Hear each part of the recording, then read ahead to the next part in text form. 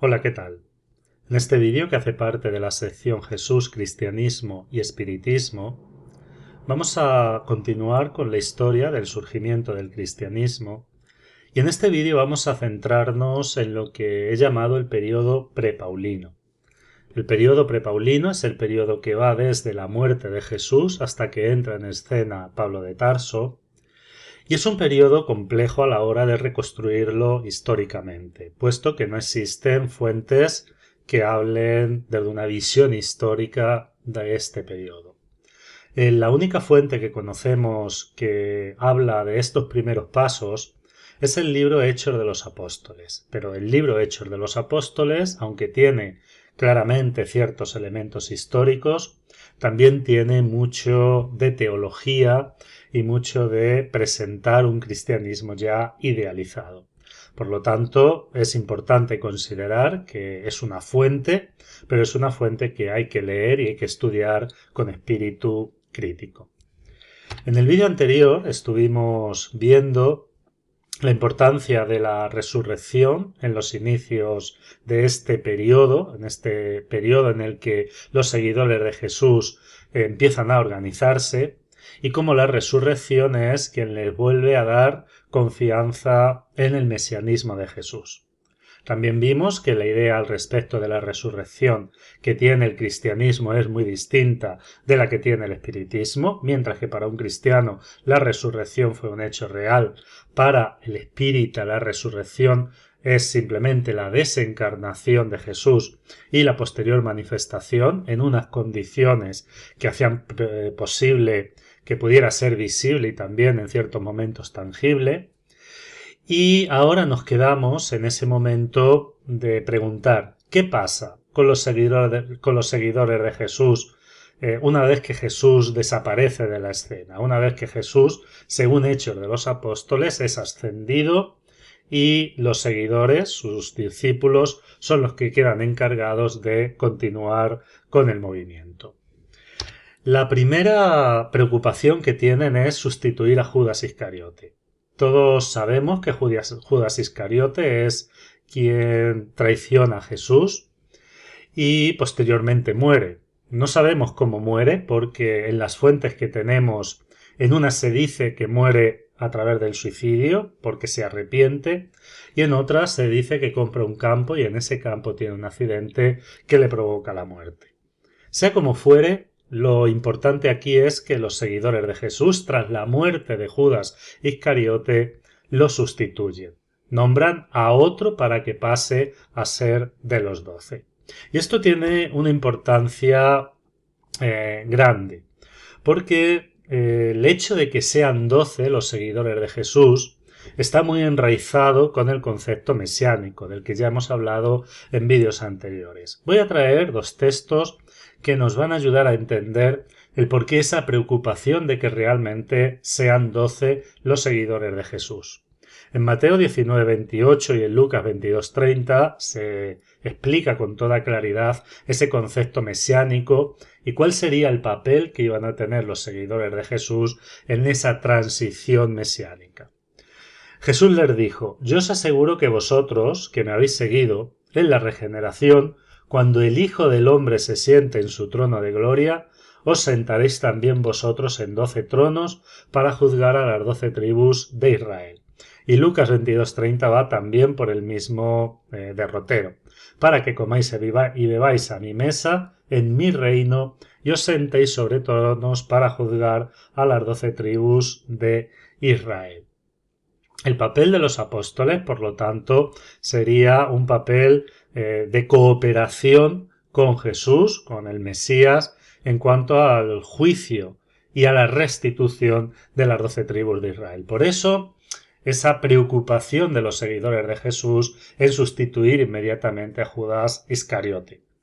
Esto también nos enseña que en la historia del surgimiento del cristianismo, esta idea mesiánica se abandona muy pronto, porque posteriormente, cuando mueren algunos seguidores de Jesús, por ejemplo Santiago, ya no es sustituido. Y esto evidencia que el concepto mesiánico cambió rápidamente en este periodo de evolución que hubo para la formulación teológica del cristianismo.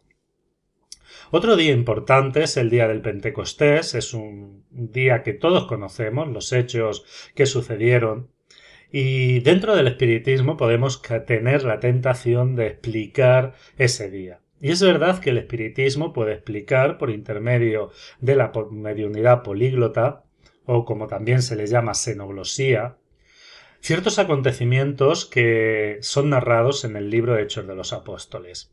Pero esto no implica que desde el espiritismo tengamos que dar un sentido y un significado a este día y a la importancia que tuvo este acontecimiento para los primeros seguidores de Jesús.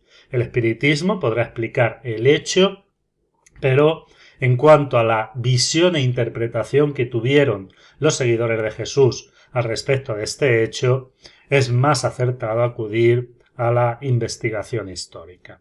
Entre otras cosas, porque tal y como está narrado el día del Pentecostés en el libro Hechos de los Apóstoles, tiene un sentido teológico que está enraizado en la Pascua cristiana, la Pascua judía, y cómo desde el surgimiento del cristianismo se crea también un Pentecostés cristiano.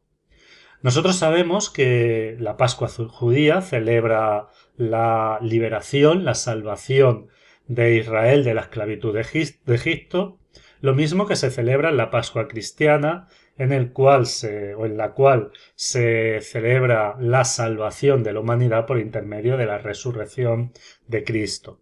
Por lo tanto la Pascua judía como la Pascua cristiana tienen dos acontecimientos similares con significado soteriológico. Los días del Pentecostés, tanto el judío como el cristiano, también tienen un significado teológico similar.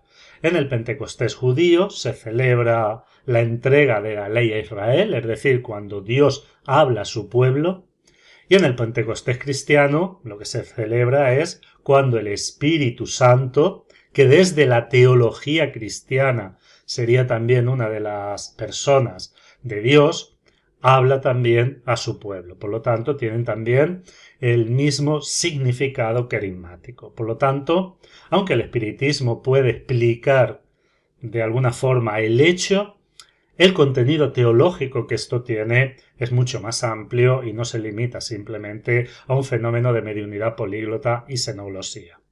Aquí, por lo tanto, el espiritismo debe saber cuál es su papel y no entrar en temas que, por lo menos desde mi punto de vista, no le competen, como es la valoración teológica de estos acontecimientos. Tras el Pentecostés, los seguidores de Jesús se organizan y en esta organización primera ya encontramos, por ejemplo, la instauración del bautismo como identidad cristiana. Eso está muy claro en los primeros pasos del cristianismo. Otro elemento que encontramos en esta primera organización del movimiento son indicios de la presencia de, por lo menos embrionariamente, el sacramento, que posteriormente sería sacramento de la Eucaristía. Este movimiento primario se organiza siguiendo un régimen de comunidad de bienes, en el que cualquier persona que ingresaba en el movimiento cristiano entregaba sus bienes y esos bienes eran repartidos por la comunidad. Aunque esto, a la larga, no a la larga, muy pronto empezó a traer algunos conflictos y algunos problemas. En esta organización primera del movimiento hay un interés en la prédica del Evangelio, pero el Evangelio no debe entenderse como actualmente, que son los 4 libros que hacen parte del inicio del Nuevo Testamento. El Evangelio debe entenderse en el concepto de buena nueva. Lo que predicaban los seguidores de Jesús era la buena nueva de la llegada del Mesías. Ese era el concepto principal. En cuanto al resto, en ese momento se mantenían fieles a las tradiciones judías y a la religión y a la cultura judía. Y esto se evidencia en la propia narración de Hechos de los Apóstoles, que a pesar de que es un libro con claros componentes antisemitas, en los inicios del libro da una imagen de los seguidores de Jesús fieles a las tradiciones del judaísmo. y los presentan acudiendo al templo a orar como haría cualquier judío piadoso de la época.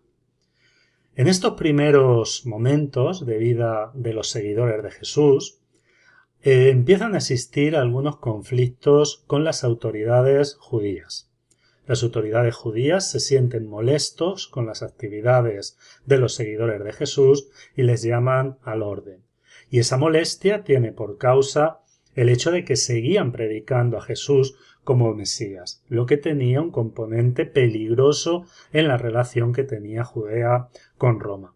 Pese a eso, los castigos son siempre menores, son castigos de azotes o de cárcel, pero no hay en este periodo ningún castigo de muerte a ningún seguidor de Jesús. El primer mártir, el primero que muere de los seguidores de Jesús, es Esteban, que era un judío helenista, pero si seguimos la línea que nos presenta Hechos de los Apóstoles, queda muy evidente que no muere por su condición de seguidor de Jesús. La causa puede ser lo que se encuentra en el versículo 48 del capítulo 7 de Hechos de los Apóstoles, cuando Esteban dice que Dios no habita en casas hechas por manos de hombres. Y esto pudo ser interpretado por una blasfemia que saltó los ánimos y llevó a un linchamiento público por intermedio de lapidación. Pero en la muerte de Esteban no hay una sentencia condenatoria del Sanedrín. Una vez que muere Esteban, se produce una gran persecución que históricamente se le conoce como la primera gran persecución. Voy a leer el texto que está en el libro Hechos de los Apóstoles, capítulo 8, y voy a leer los versículos del 1 al 6 y luego el 14 y el 15, donde podemos tener una idea al respecto de esta primera persecución. Saulo aprobaba su muerte, se refiere a Esteban. Aquel día se desató una gran persecución contra la iglesia de Jerusalén. Todos, a excepción de los apóstoles, se dispersaron por las regiones de Judea y Samaria. Unos hombres piadosos sepultaron a Esteban e hicieron gran duelo por él. Entretanto, Saulo hacía estragos en la iglesia. Entraba por las casas, se llevaba por la fuerza a hombres y mujeres y los metía en la cárcel. Los que se habían dispersado iban por todas partes anunciando la buena nueva de la palabra. Felipe bajó a una ciudad de Samaria y les predicaba a Cristo. La gente escuchaba con atención y con un mismo espíritu lo que decía Felipe, porque le oían y veían las señales que realizaba.